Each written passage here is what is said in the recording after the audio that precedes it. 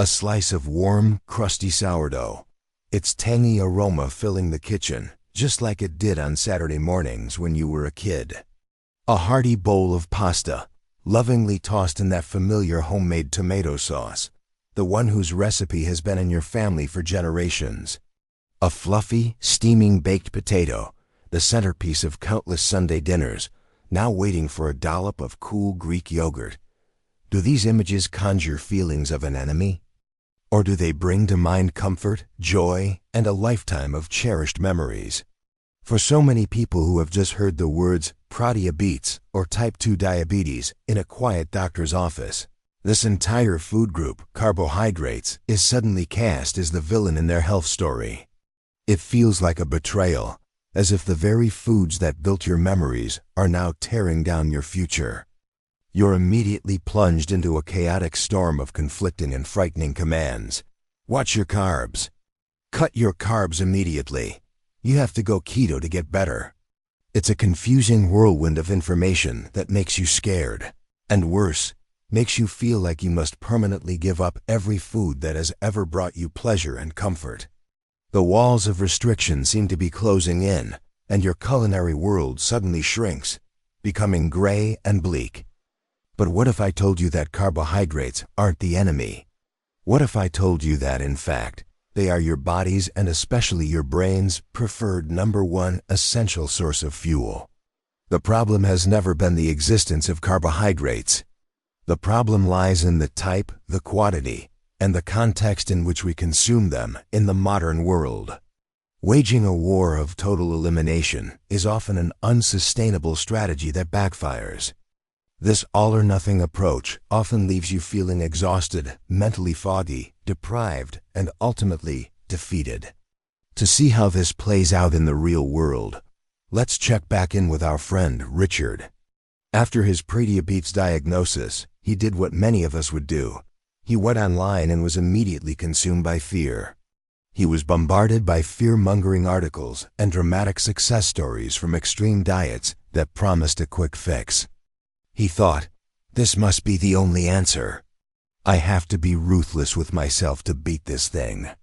And so, he conducted a full-scale purge of his kitchen.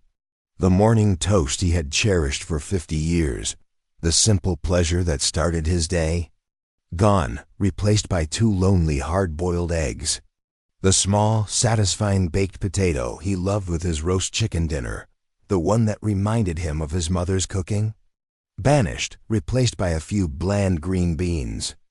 At first, he was proud of his iron-willed discipline.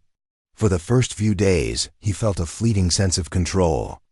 But by the end of the first week, a grim new reality began to set in. The 3 p.m. energy slump we've talked about became an all-day energy crisis. It was a bone-deep weariness that made even his favorite hobbies, like woodworking in his garage, feel like a monumental chore. He just didn't have the spark anymore. He'd sit down to read his morning paper, a ritual he adored, and find himself rereading the same paragraph 4 times without understanding it. His mind felt like it was wrapped in a thick layer of cotton wool, that frustrating feeling when you walk into a room and completely forget why you're there. A low-grade irritability was constantly simmering just below the surface, causing him to snap at his wife Susan over trivial things he normally wouldn't even notice. He wasn't just tired. His brain felt like it was running on fumes, and his body felt heavy, like he was walking through wet cement. Richard was making a common but noble mistake. He was trying to win a battle by starving his own army's main fuel supply. Richard's story teaches us a profound lesson. The path to mastering blood sugar isn't paved with deprivation, but with wisdom. It's about becoming a smarter manager of your body, not a stricter warden. Now let's talk about the undeniable biological imperative. Your brain is the most energy-hungry organ in your body, consuming up to 20% of your total energy despite being only 2% of your body weight. And the nearly exclusive fuel it demands is glucose, which comes directly from the carbohydrates you eat. When you cut off this premium fuel supply, you're forcing this high-performance organ to run on a less efficient backup energy source called ketones. Imagine you're asking your classic, beautifully maintained vintage car engine to run on a lower grade of gasoline. It will run, but it won't run well. Performance will drop, and the engine will sputter and complain. That's exactly what happens to your brain. Providing it with a steady, high-quality stream of glucose from the right carbohydrate sources isn't a choice. It's a biological requirement for optimal cognitive function, for sharp focus, for stable mood. It's what gives you the mental clarity to help your grandkids with their tricky math homework, or the focus to enjoy a good book. Our fight isn't against carbohydrates. Our fight is against misinformation. And today, we are going to arm you with the arsenal of knowledge to win that fight, to bring joy back to your plate, and to reclaim the vitality you deserve. The first and most fundamental tool in your new toolkit is understanding that not all carbs are created equal. They belong to two very different families, like two brothers with the same last name, carbohydrate, but with completely different personalities and behaviors. Once you can distinguish between these two brothers, you'll have mastered the most important skill for managing your blood sugar. First, let's meet the flashy, fast-living, and unreliable brother, simple carbohydrates. Chemically, their structure is very small and simple, consisting of just one or two sugar molecules. This means your body has to do almost no work to digest them. They are absorbed into the bloodstream almost instantly. This is where our newspaper fire analogy comes into play. Think of simple carbs as a crumpled up piece of newspaper. When you throw it on a fire, you get a huge, bright, intense flare-up. This is the immediate rush of energy you feel. This rush corresponds to a sudden dangerous spike in your blood sugar. Your pancreas, seeing this raging fire, panics and releases a flood of insulin to put it out. But just as quickly as it started, the newspaper burns out, leaving only ash. This is the dreaded crash, that feeling of fatigue, shakiness, mental fog, and intense cravings for more simple carbs to start another fire. It's an exhausting roller coaster for your body to endure day after day. We find this newspaper fuel everywhere in the modern diet. White bread, white rice, most sugary breakfast cereals, sodas, candy, cookies, and fruit juice. Even seemingly healthy foods like flavored yogurts full of added sugar or healthy granola bars, often held together with syrup, are hidden sources of simple carbs. They promise health but deliver a blood sugar spike just the same, leaving you wondering why you feel so tired an hour later. Now let's meet the other brother. The calm, steady, and incredibly reliable one, complex carbohydrates. Chemically, these are polysaccharides long, complex chains of sugar molecules all linked together. Your body can't absorb them instantly. It must work patiently, like a meticulous jeweler, to break down these long chains one by one to release their energy. This is why we call them a seasoned oak log on the fire. It doesn't give you a dramatic, flashy flare-up. Instead, it catches on slowly and provides a steady, consistent stream of heat, keeping you warm and fueled for hours, giving you the kind of lasting energy you need to get through a busy morning of errands or an afternoon in the garden. There is no sudden spike, which means no panic from the pancreas. And because there is no spike, there is no crash. Just smooth, reliable power.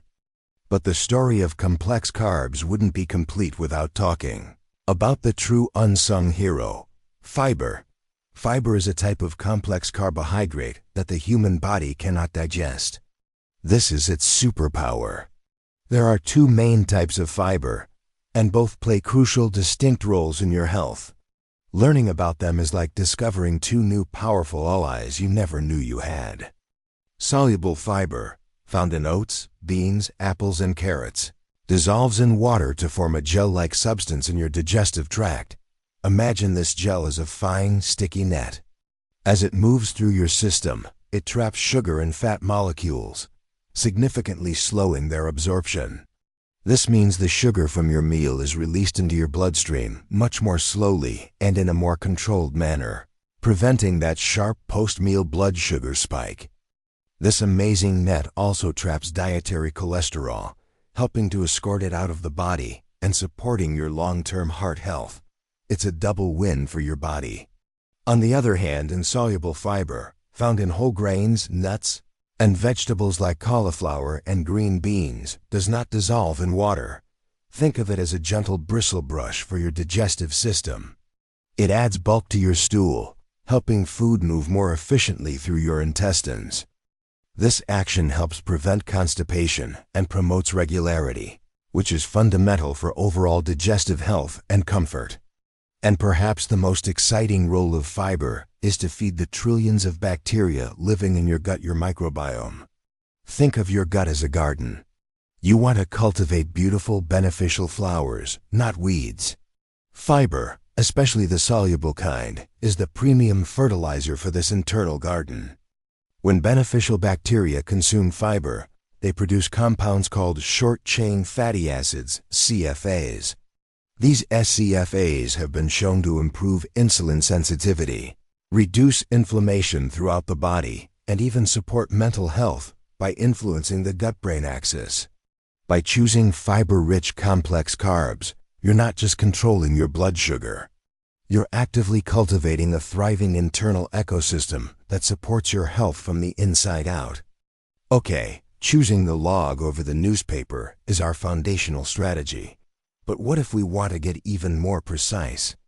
Welcome to the lab, where we'll learn about two powerful scientific tools, the Glycemic Index, GI, and the Glycemic Load, GL.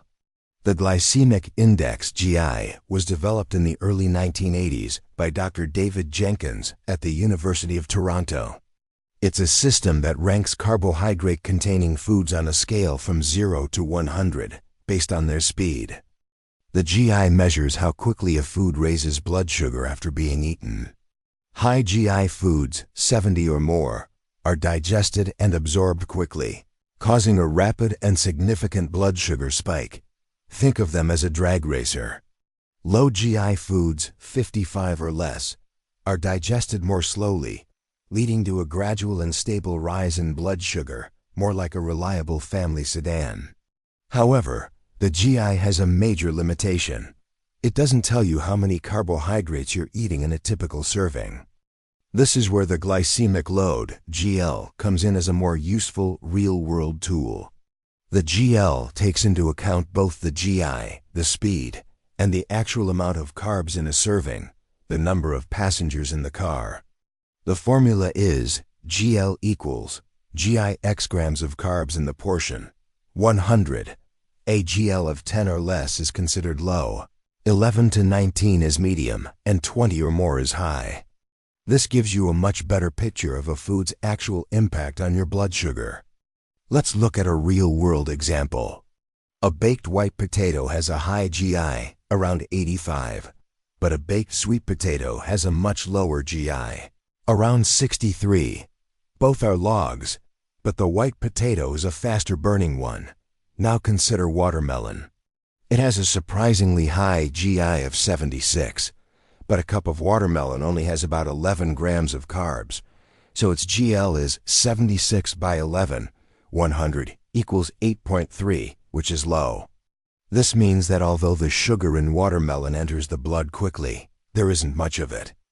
The overall impact on your blood sugar is small. But you don't need to carry a calculator. Instead, focus on the principles. One of the biggest factors affecting GI is processing. The more processed a food is, the higher its GI. Rolled oats have a medium GI, but instant oatmeal, which has been steamed and rolled thinner, has a higher GI. This simple fact explains why old-fashioned oatmeal keeps you full so much longer than the instant packets. Whole wheat bread has a lower GI than white bread.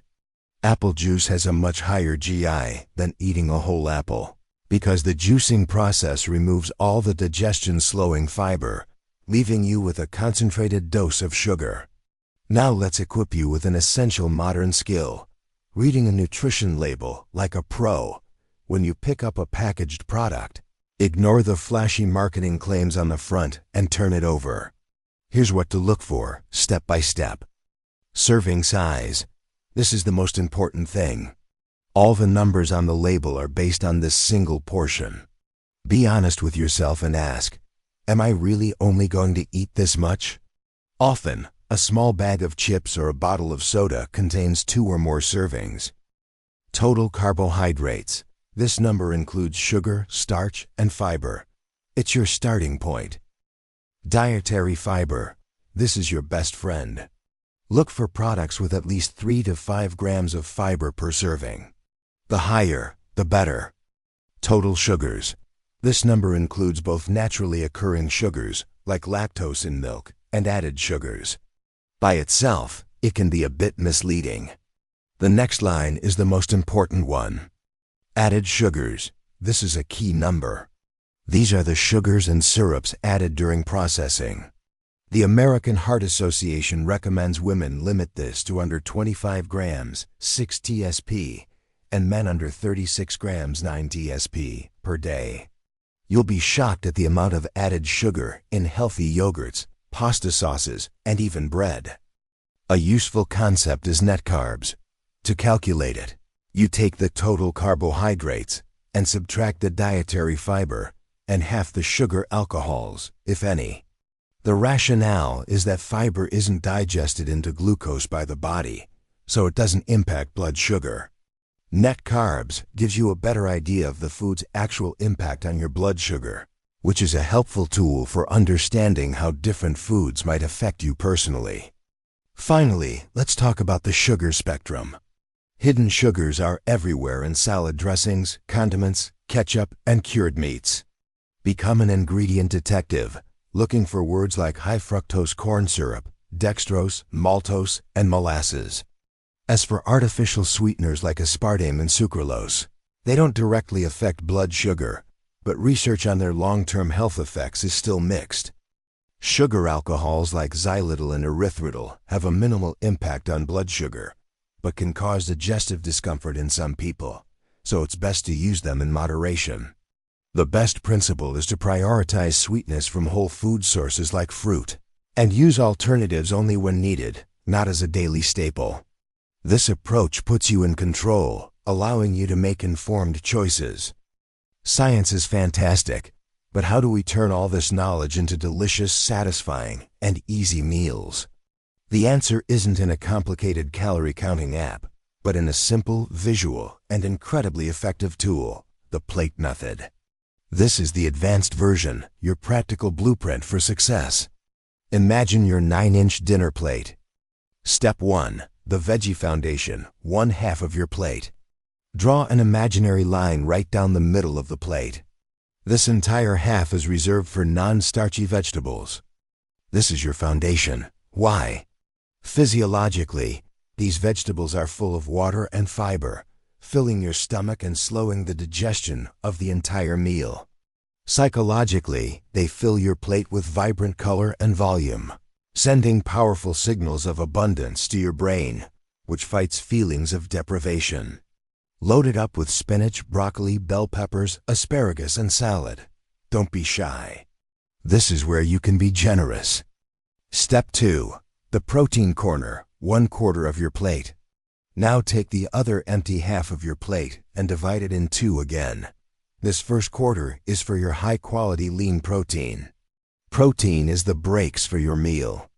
It significantly slows down the breakdown of carbohydrates, preventing that sharp post-meal blood sugar spike. It's also the key to long-lasting satiety, keeping you feeling full and satisfied for hours and reducing the urge to snack later. A palm-sized piece of grilled chicken or fish, a cup of lentils, or a block of firm tofu are all excellent choices. This part of the plate is what makes you feel truly satisfied after eating. Step 3. The Smart Carb Corner, 1/4 of your plate. This is your energy zone. By limiting it to 1/4 of the plate and choosing a high-fiber complex carb, a log, you're giving your brain the premium fuel it needs in a portion your body can easily handle without causing a traffic jam in your bloodstream. This could be a fist-sized scoop of quinoa, a small baked sweet potato, a half cup of whole wheat pasta, or a slice of 100% whole wheat bread. This is where you place the foods you love, but in their proper, balanced proportion. Now let's look at a day in the life of a balanced plate to turn theory into reality. Breakfast, 7 a.m. The log bowl. A bowl of slow-cooked rolled oats, topped with a handful of berries, fiber, antioxidants, a tablespoon of chia seeds, fiber, omega-3 south, and a few walnuts, protein, healthy fats. Lunch, 12:30 p.m. The power salad. A large bowl of mixed greens, veggie foundation, topped with diced grilled chicken breast, protein, a quarter of an avocado, healthy fats, cherry tomatoes, cucumber, and a quarter cup of chickpeas, complex carb fiber. Drizzle with olive oil and vinegar. Snack, 3:30 p.m. The power pairing. A sliced apple, complex carb fiber, served with a tablespoon of unsweetened almond butter, protein, healthy fats. This combination will prevent the afternoon energy slump. Dinner, 6:30 p.m. The perfect salmon plate. Half the plate is roasted asparagus with lemon, veggies. One corner holds a palm-sized baked salmon fillet, protein omega-3s. The other corner holds a half cup of quinoa, complex carb. Evening snack optional. A small bowl of plain Greek yogurt with a few berries. This provides a final dose of protein to keep blood sugar stable overnight. Let's talk more about the power of pairing. Never eat a carbohydrate naked. When you eat an apple by itself, your blood sugar will rise. But when you eat that apple with almond butter, the protein and fat in the almond butter slow down gastric emptying. This means the sugar from the apple is released into your bloodstream much more slowly, resulting in a lower, gentler blood sugar curve. This prevents the spike and the subsequent crash. The amino acids from protein and fatty acids from fat signal your body to take it easy, turning a good snack into a blood sugar controlling superhero. This simple habit of pairing carbs with protein or fat is one of the most effective strategies you can use every single day to maintain stable energy and mood. Knowledge and plans are great, but real life is filled with birthday parties, meals out, and persistent myths. Let's get you equipped to navigate them with confidence. Debunking common carb myths. Myth number 1. Fruit is bad because it's full of sugar. This is a dangerous half-truth. Yes, fruit contains sugar, fructose. But that sugar is packaged in a matrix of fiber, water, vitamins, and antioxidants. The fiber dramatically slows the sugar's absorption. Eating an orange is worlds apart from drinking a glass of orange juice. Enjoy whole fruits in moderation as part of a balanced meal or snack. Myth number 2. White potatoes are the enemy. White potatoes do have a high GI, but they're also a great source of potassium and vitamin C. The key is context. Eating a giant portion of French fries is a blood sugar disaster. But eating a small fist-sized baked potato with the skin on, for extra fiber, as part of a balanced plate method meal is perfectly acceptable. Cooling potatoes after cooking can also lower their GI by creating resistant starch. Myth number 3. Gluten-free food is always healthy. Gluten-free is a medical necessity for people with celiac disease or gluten sensitivity. For everyone else, it does not automatically mean healthy. Many gluten-free products replace wheat flour with potato starch or rice starch, which can have a higher GI and less fiber than their whole wheat counterparts. Always read the label and don't assume gluten-free means it's better for your blood sugar. The psychology of cravings. Distinguish between physiological hunger, I could eat broccoli right now, and psychological craving, I need chocolate. Cravings are often triggered by emotions, stress, boredom, or habit. Identify your habit loop. Cue, for example, sitting down to watch TV. Routine, eating a bowl of ice cream. Reward, feeling of comfort. Try to change the routine. When the cue hits, try a new routine that provides a similar reward drink, a cup of herbal tea. Take a short walk, call a friend. Don't try to fight cravings with willpower alone. Outsmart the habit by replacing it with a healthier one that still satisfies the underlying need. Social eating and special occasions. Don't decline the invitation. Plan ahead. Have a healthy snack like a handful of almonds before you go, so you don't arrive at the party starving. At the party, survey all the options before you fill your plate. Look for the protein sources, meatballs, shrimp cocktail, and the vegetables veggie tray. Allow yourself one small portion of the dessert you really want. Savor it slowly and mindfully, and then stop. Enjoy the company and the conversation more than the food. It's not about perfection. It's about making better choices consistently, so that one special meal doesn't derail your progress. It's about finding a sustainable balance that allows you to participate fully in your life. So we've completed a long journey together. We've gone from a paralyzing fear of a slice of bread to the empowering confidence of science and strategy.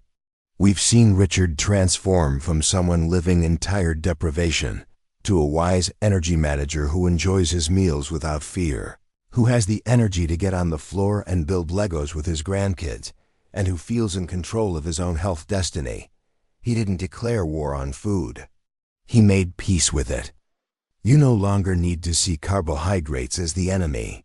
You are now a meal architect, a label detective, and the manager of your own energy. You have the toolkit, the difference between the log and the newspaper, the power of GI and GL, and the brilliant simplicity of the plate method. This knowledge has given you freedom. Freedom from the exhausting blood sugar roller coaster. Freedom from the mental burden of restrictive no-carb diets. And the profound freedom to truly enjoy your food again, knowing that it is nourishing you, not harming you. Your journey begins with a single step. Tonight, at your next meal, I challenge you to try one thing. Arrange your plate according to the plate method. Just do it once. Take a picture of it if you'd like. Feel the difference. That is your first step toward a healthier, more energetic future. A future defined by vitality, not by a diagnosis. But building the perfect meal is a three-part harmony. We've just mastered the carbohydrate section. In our next masterclass, we'll explore the fascinating worlds of protein and healthy fats. We'll learn why starting your day with a high-protein breakfast can be a game-changer for all-day blood sugar control. We'll discover which fats heal and which fats harm. You have the first piece of the puzzle. Join us next time to complete the beautiful, delicious picture of your new way of eating.